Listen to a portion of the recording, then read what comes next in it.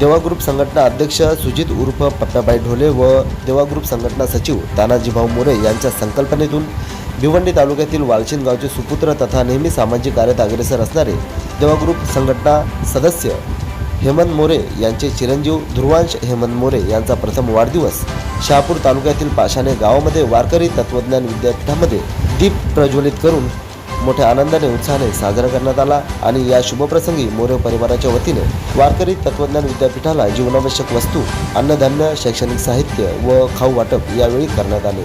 या शुभप्रसंगी समाजसेवक हेमंत मोरे यांच्या मातोश्री नंदा सुदाम मोरे, ग्रामपंचायत सोनाळे माजी सरपंच सौ मनीषा तानाजी मोरे, देवा ग्रुप संघटना युवा नेतृत्व समाजसेवक हेमंत मोरे, सौ सपना हेमंत मोरे, रवींद्र भाऊ पाटील, संकेत मोरे, विशाल उराडे, विशाल मोरे, जयेश मोरे, लक्षभूषण मोरे समेत देवा ग्रुप संघटनेचे अनेक पदाधिकारी कार्यकर्ते यावेळी उपस्थित होते। उपस्थित सर्वांचे वारकरी तत्वज्ञान विद्यापीठाच्या वतीने सहर्ष स्वागत करण्यात आले व मोरे परिवाराचे मनापासून आभार देखील व्यक्त करण्यात आले।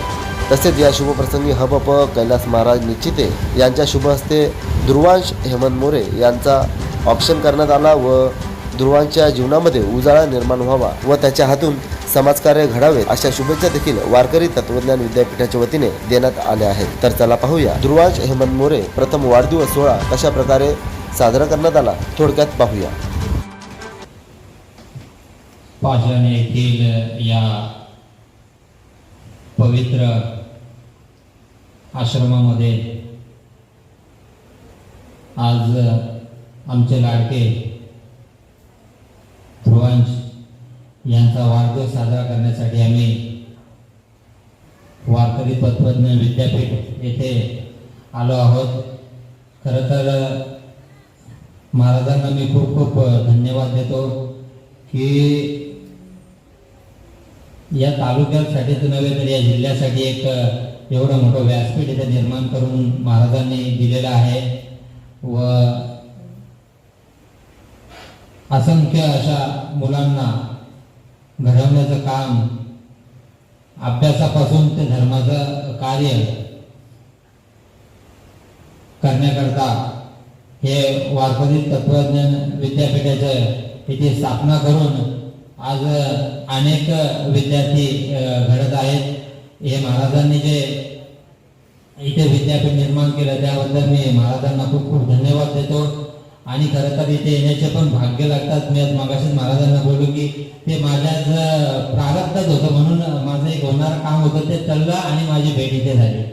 खरं तर ही सुद्धा मी माझे भाग्य समजतो की आज खरोखर या पावनभूमीमध्ये मला अर्धा तास का होईना इथे राहण्याची एक इथल्या सहवासात रमण्याची जी संधी मिळाली व मी आज नर्स दादाला आमच्या नर्सच्या छोटा दादा ध्रुवांश याला सर्वांकडून वाढदिवसाच्या खूप खूप शुभेच्छा देतो। त्याच्याकडून पुढील त्याच्या भावी आयुष्यामध्ये धर्माचं काम होईल, समाजाचं काम होईल व राष्ट्रासाठी जे चांगलं असेल ते कार्य त्याच्या हातून घडेल अशा मी त्याला या पवित्र ठिकाणी त्याला खूप खूप त्याच्या आयुष्यासाठी शुभेच्छा देतो व महाराजांना पुन्हा एकदा आमच्या मुलांचे वाढदिवस किंवा आमचे वाढदिवस साजरे करण्यासाठी एवढं चांगलं व्यासपीठ निर्माण करून दिलं त्यासाठी मी महाराजांचे खूप खूप धन्यवाद देतो व आज महाराजांच्या हातून आमचं ऑक्शन झालं यासाठी मी स्वतःला खूप खूप भाग्यवान समजतो व पुन्हा एकदा ध्रुवांशला वाढदिवसाच्या खूप खूप शुभेच्छा देतो। धन्यवाद। पांडुरंगाच्या चरणी प्रार्थना करेन की त्याचे वडील आहे की ज्याला आपण म्हणतो आमचा हेमंत दादा, तुम्ही सगळेजण स्मार्ट आहात, सगळेजण प्रिपेअर आहात, सगळेजण तुम्ही परफेक्ट आहात, सगळ्या जणांचं परफेक्शन, सगळ्या जणांचं प्रेझेंटेशन आणि तुमच्या सगळ्यांचं प्रिपरेशन हे अत्यंत सुंदर आहे। म्हणजे तुमच्या घराच्या उंबऱ्यामध्ये आध्यात्मिक वारसा आहे। समाजाची रक्तदान करून, वया वाटप करून किंवा अनेक प्रकारचं डोनेशन करून, अगदी मुलांनो तुम्हाला आश्चर्य वाटेल, रस्त्याला जर एखादा अपघात झाला, मला माहिती आहे आमच्याकडचा एक अपघात झाला होता आपल्याच गावातला आणि तो आपल्या कमानीच्या समोर त्या ठिकाणी झाला होता. भाऊंचा मला फोन आला की महाराज कोणीतरी तुमच्या साईडचा मुलगा आहे. मी भाऊंना म्हटलं, भाऊंनी लगेच त्याला ताबडतोब दवाखान्यामध्ये नेला आणि त्याला त्या ठिकाणी ऍडमिट केलं. रक्ताच्या थारोळ्यात पडलेल्या आमच्या गावाच्या एका तरुणाला तसाच कोणत्याही प्रकारच्या कपड्याचा विचार न करता, कशाचाही विचार न करता जेव्हा त्याला जीवदान देण्याचा प्रयत्न केला जातो, आपल्याला कल्पना नसेल भगवंतही आपल्या कार्याचा गौरव करीत असेल. त्यामुळे आपल्या हातातून अशीच कार्य अविरतपणे घडत राहोत. हे घडणं म्हणजे तुमच्या या मुलांना संस्कार देणं आहे. हे घडणं म्हणजे या तुमच्या मुलांना तुमच्या घराण्याचा दैदिप्यमान वारसा दाखवणं आहे. हे घडणं म्हणजे तुम्ही केलेल्या कार्याचा वसा आणि वारसा आहे. त्यामुळे ही तुमची नवोन्मेषित, नवप्रेरणेनं, नवोन्मेदित भरलेली ही जी पिढी आहे, ही पिढी तो वारसा नक्कीच चालवेल.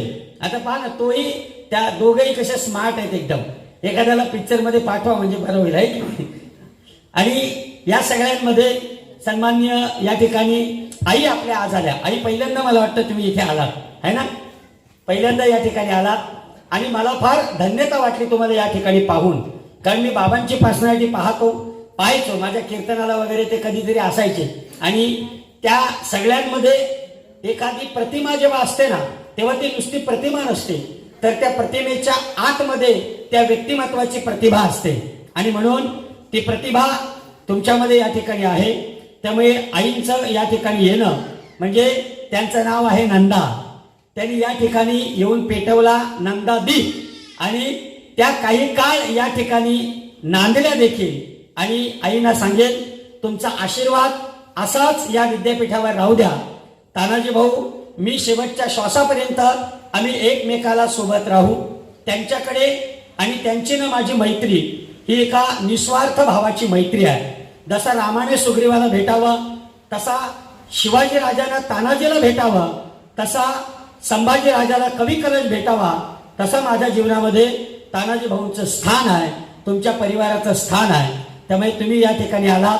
हा जन्मोत्सव या ठिकाणी, जन्माला आम्ही उत्सव म्हणतो. उत्सव म्हणजे काय माहितीये का मुलांनो?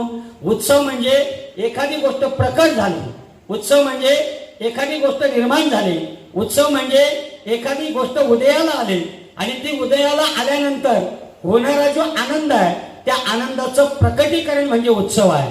आणि म्हणून आज ध्रुवांच्या जन्मोत्सवाच्या निमित्ताने आपण या ठिकाणी एकत्र आलेलो आहोत. नक्ष पण इथे आहे ना, त्याच्याने माझी चांगली मैत्री झाली, फ्रेंडशिप झाली आहे की नाही. आता मी आलो की तुला कॅडबरी घेऊन येईन, नको कॅडबरी नको, त्याच्या जनावरांची चरबी असते. मी तुला दुसरं काहीतरी घेऊन येईन आणि मी आलो की तू माझ्या पाया पडायचं. प्रॉमिस का? हा मग ते त्याला होतच. त्यामुळे आपण सगळेजण या ठिकाणी आलात आणि रवींद्र दादा, तुझा फार प्रयत्न आहे की इथे वाढदिवस साजरा व्हायला कोणीतरी येऊ दे, मुलांना खाऊ, छोटीशी का भेट होईना ती इथपर्यंत पोहोचू दे. तुम्हाला खरं सांगतो, शिवाजी महाराजांचं 32 मणी सोन्यासन सिंहासन उभं राहिलं आणि शिवाजी महाराज त्या सिंहासनाच्या एक एक पायऱ्या चढत होत्या. तेव्हा प्रत्येक पायरी चढताना शिवाजी महाराज रडत होते. ते एका पायरीवर चढले तर त्यांना दुसऱ्या पायरीवर चढता येत नव्हतं. आईसाहेबांकडे शिवाजीराजे पाहायचे, आईसाहेबां शिवाजीराजे पाहायचे आणि मग शिवाजीराजे सांगायचे, सांगा ना ही दुसरी पायरी चढू कशी? कारण जे 32 मणी सोन्याचं सिंहासन उभा आहे ती पायरी निर्माण करणारा आज माझा तानाजी इथं नाहीये. हे स्वराज्य निर्माण करणारा आज माझा बाजी, आज माझा यसाजी, ही सगळी मंडळी इथे नाही आहे आणि मी सिंहासनावर बसायला चाललेलो आहे. पण कुणाच्या तरी समर्पणाने कुठला तरी धर्मयज्ञ, कुठला तरी देवयज्ञ, कुठला तरी समाजयज्ञ हा प्रज्वलित होत असतो. त्यामुळे रवींद्र दादा, तुमचं हे जे कार्य आहे, इथे माणसांची पावलं आणणं, इथे तुम्ही 2 वेळा अनेक लोकांना इथे आणलात, असेच अविरतपणे प्रयत्न करत राहा. कारण या विद्यापीठाचा कणगा भरलेला नसतो, तो आम्ही रिकामा ठेवतो. म्हणजे आम्ही इथपर्यंत रिकामा ठेवतो की आम्हाला जर कधी तेल नसलं तर आम्ही मुलांना सांगतो, मुलांनो आज आपल्याला ज्ञानेश्वर महाराजांसारखा प्रसाद घ्यायचा आहे. मग आम्ही जसं असेल तसं, आणि मुलं पण आपल्याचकडचे असल्यामुळे त्यांना कालवणाचा भात इतका आवडतो की त्यांना असं वाटतं ह्या चायनीजचा सूपच आहे, त्यामुळे ते जास्तीत जास्त हे करतायत. आणि खरं म्हणजे आपली स्वप्न फार मोठी आहेत. इथे आपल्याला MPSC UPSCचा हब तयार करायचा आहे. इथे आपल्याला अशी 25 मुलं नाही तर आपल्याकडं अशी 500 मुलं एका वर्षात बाहेर पडली पाहिजेत. इथल्या मुलांना खेळण्यापासून बाकीच्या सगळ्या गोष्टी आम्हाला निर्माण करायच्या आहेत.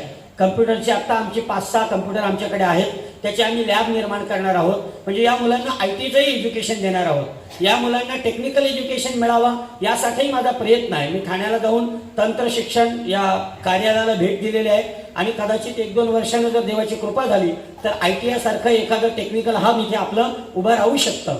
पण या सगळ्यामध्ये तुम्ही माझे हात आहात. या सगळ्यामध्ये तुम्ही माझे सगळेजण ताकद आहात. या सगळ्यामध्ये तुम्ही माझी ऊर्जा आहात. या सगळ्यामध्ये तुम्ही माझी उर्मी आहात. असं म्हणतात भगवान प्रभू रामचंद्र वनवासाला निघाले आणि त्यांना पटकन नावाडी मिळाला. भगवान प्रभूचंद्र वनवासाला निघाले आणि त्यांचा रस्ता साफ करणारी त्यांना शबरी मिळाली. रामाला आश्चर्य वाटलं की मी येण्याच्या अगोदर ही माणसं इथे कशी. तर ही विधात्याची रचना असते. कुणीतरी एक चांगलं दैवी काम करतो.